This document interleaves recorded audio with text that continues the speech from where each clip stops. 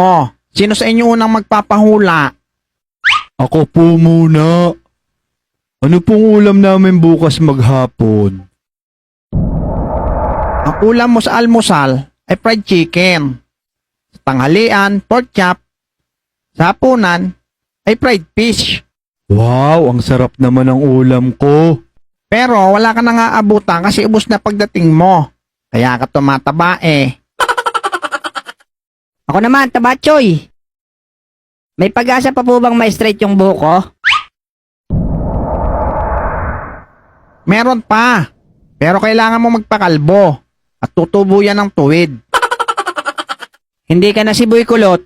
Ikaw na si Boy Panot. Next. Itatanong ko lang po kung makaka 1 million subscriber ba ako at followers.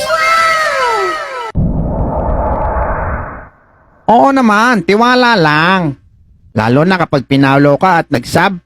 Yung mga nanonood ngayon. Salamat po. Yun lang sa'yo, Lex? Oo. Oh, sino sunod? Ako po. Anong ipahuhula mo, Utoy? Hulaan niyo po. Ha? Ha? Hotdog. Hulaan ko. Wala kang jowa, no? Opo.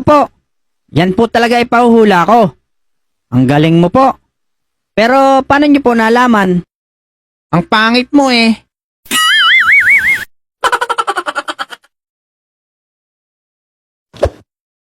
Buti, umalis na yung mga batang yon. Mother Earth, magpapahula din ako. Kakagulat ka naman. Ano bang ipahuhula mo? Papahula ko sana kung may gaganda pa ba tong mukha ko. Napapagkamalang kasi akong holdapper eh. Sige, at titingnan ko dito sa bolang kristal.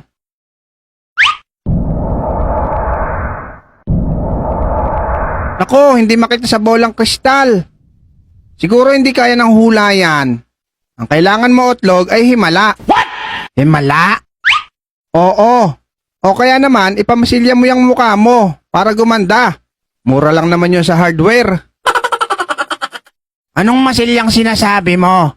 Ikaw kaya masilyahan ko dyan. Gusto mo?